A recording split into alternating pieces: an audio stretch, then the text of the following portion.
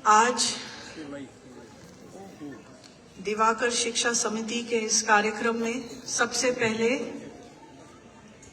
मैं आनंद ऋषि जी महाराज और चौथमल जी महाराज के चरणों में नमन करती हूँ और सादर प्रणाम करती हूँ। यहाँ इसी कार्यक्रम में उपस्थित सम्मानित मंच और मेरे सामने उपस्थित इस समाज के क्षेत्र के सभी गणमान्य नागरिक, इस विद्यालय के प्राचार्य जी, स्टाफ, टीचर्स एवं प्यारे विद्यार्थी, सभी को मन से मेरा राम राम नमस्कार।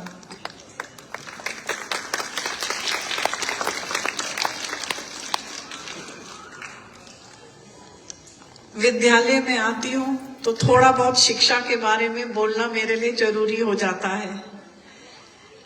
आप सब विद्यालय आ रहे हैं, पढ़ रहे हैं या किसी न किसी तरह से इस विद्यालय से जुड़े हैं या कोई दूसरे विद्यालय से जुड़े हुए होंगे, तो हम सब शिक्षा का महत्व समझते हैं और यहाँ जो पढ़ रहे हैं बच्चे, इनको भी शिक्षा का महत्व समझना बहुत जरूरी है। शिक्षा केवल जो आप किताब में पढ़ते हैं और एग्जाम देते हैं, केवल वो ही शिक्षा नहीं है। आपस में कैसे आप खेल में साथ देते हैं, एक दूसरे की मदद करते हैं, कहीं आप घूमने जाते हैं, अनेक चीजों का इस तरह से भी शिक्षा का ग्रहण होता है। यहाँ कई बच्चे होंगे जो शायद पढ़ाई में अव्वल आते होंगे और खूब अच्छे मार्क्स लाते होंगे, और कई ऐसे बच्चे होंगे जिनके इतने अच्छे मार्क्स नहीं आते हैं। परंतु इसका ये मतलब नहीं है कि उस बच्चे के अंदर कोई हुनर है नहीं। सबके अंदर एक अलग हुनर होता है और यहाँ न केवल टीचर्स की जिम्मेदारी और यहाँ पेरेंट्स की भी जिम्मेदारी बनती है कि हम बच्चों के अंदर जो उनके अंदर हुनर है उसको पहचाने, उनको उस जो भी उनके सपने हैं उसमें उनका सहयोग करें कि वो अपने सपने पूरे कर सके। क्या होता है, कभी कभी पेरेंट्स के अधूरे सपने वो बच्चों पे थोपते हैं और ये बहुत गलत है।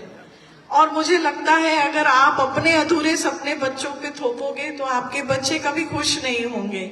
और ये मेरा मानना है कि कोई भी माता पिता अपने बच्चों को दुखी देख के खुश नहीं हो सकते।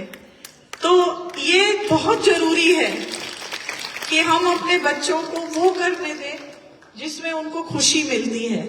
और मेरा विश्वास है और मैं आपको भी कि कोई भी काम करेंगे तो 100% वो सफलता प्राप्त करेंगे, और अगर वो सफलता प्राप्त करेंगे तो अपने आप ही वो आपका स्कूल का नाम, परिवार का नाम, इस क्षेत्र का नाम और देश का नाम रोशन करेंगे।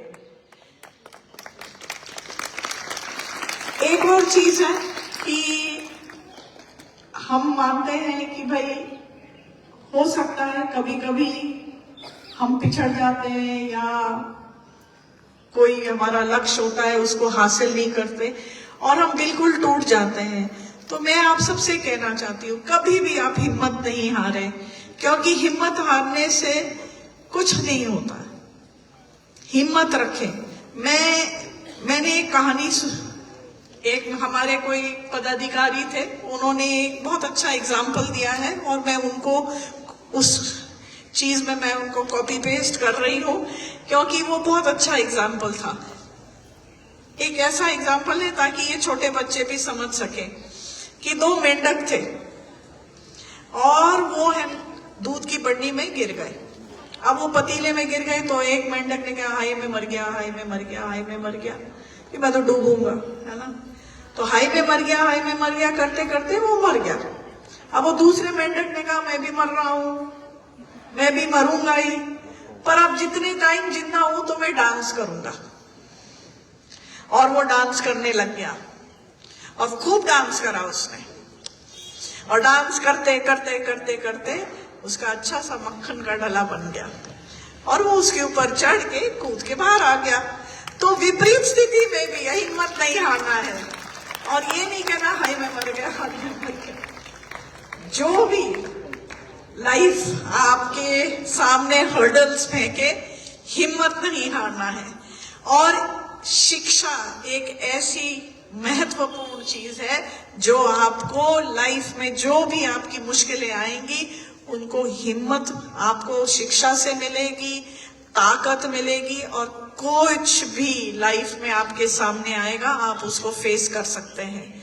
और लाइफ में ये चीजें, एक संस्कार और शिक्षा, कोई आपसे छीन नहीं सकता है। आपकी जमीन छीन सकती है, आपका फैक्ट्री बंद हो सकता है, आपके जेवर चोरी हो सकते हैं, पर कोई आपसे, आपने जो संस्कार सीखे हैं और शिक्षा, ये दो चीज आज हम महाराज जी की प्रेरणा से ये जो स्कूल चला रहे हैं, ये उनके प्रेरणा से इनको प्रेरणा मिली है। तो हम भी ऐसे संस्कार जो हमारे सामने ऐसे महाराज आए हैं उनसे प्रेरणा लें, उनके पद पे चले और समाज में कुछ ऐसा करें जिससे न कि केवल इन बच्चों का भविष्य नहीं बन रहा है, यहाँ पे इनके भविष्य के साथ हमारा भविष्य भी जुड़ा है और हमारे देश का भविष्य भी जुड़ा है, क्योंकि आने वाले समय में यही हमारा भविष्य है। तो दो चीजों का ध्यान रखें कि हम बच्चों को शिक्षा के साथ संस्कार का महत्व भी समझाएं और एक दूसरे की मदद करने की जो भावना है ये भी समझाएं। कोरोना में हमने देखा है कैसे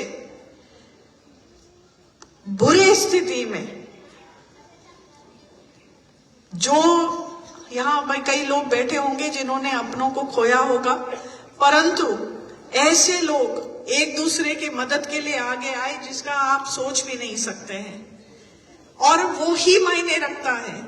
पर क्षमता अनुसार आप सहयोग करें लोगों को। जरूरी नहीं है, मित्तल साहब शायद करोड़ों रुपए का काम कर सकते हैं, सब मित्तल साहब के साथ कंपटीशन नहीं कर सकते, परंतु अपने क्षमता अनुसार अगर हम काम करेंगे तो उतना ही सेटिस्फैक्शन मिलेगा।